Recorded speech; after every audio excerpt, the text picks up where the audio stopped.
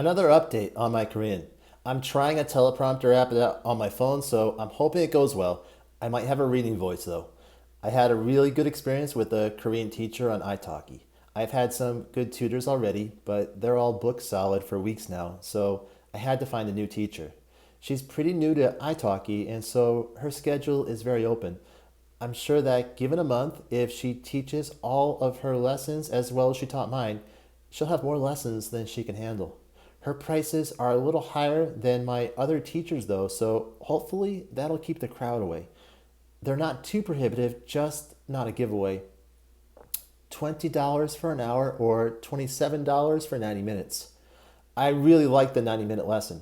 I think students who are new to foreign language learning will be exhausted after 90 minutes of one on one teaching. In a group class, you can sit back a bit and rest some when it's someone else's turn to answer, but there's no break for you in a one on one lesson. I booked the lesson for like 2 days in advance, I think, or maybe a day in advance. I'm not sure, but she didn't have tons of time to prepare the lesson. I didn't really take that into account when I booked the lesson. I just selfishly grabbed Friday night because it worked well with my schedule. As an English teacher, I would try not to spend too much time preparing a lesson, maybe 15 minutes per lesson or so if possible. Berlitz kind of set it up so that was all the time I had anyway, so I didn't have any choice. I think she spent tons of time preparing this lesson. I said I wanted to work on reported speech because I haven't covered it with any class at all, and although I've read about it in my grammar book, I am completely uncomfortable using it in a conversation, which isn't surprising. It's pretty complicated in Korean compared to other languages. There's so many ways to do it. In no way was I thinking we should cover them all, and I said as much in advance. But I left it up to her to decide what we would do since, well, I don't know what's best. I'm pretty sure she spent all night doing the PowerPoint presentation. Actually, that's what she said after the lesson when I was complimenting her on the material and asked if it were all custom just for this lesson. I think I was the first student to ask her to do reported speech, so next time she'll just whip out those slides. I hope more students ask her to do them. We didn't do all the reported speech patterns she prepared, just two of them, which was really plenty for me. And we reviewed one of the ways to say but in Korean. There's a few.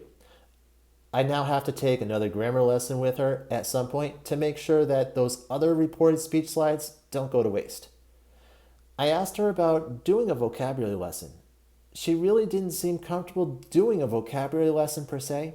She said several times that she thinks vocabulary should be learned in context, which I totally agree with, but I also think that just reviewing vocabulary with another real life human, no matter how you do it, gives it a lot more of a chance to stick in your long term memory than otherwise.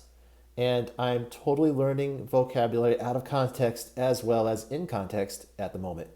In an ideal world, I would just learn in context, but this isn't an ideal world, so I'm using Evita's Korean vocabulary deck, which seems to be very well organized in terms of words that students should learn first.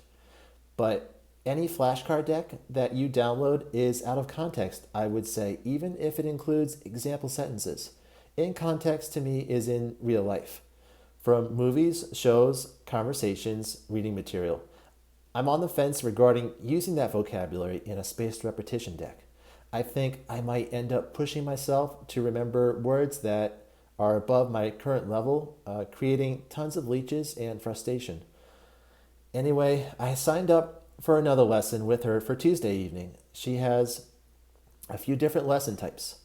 The one we did is grammar. This one is reading, listening, writing. I wrote her a message saying, let's not do writing.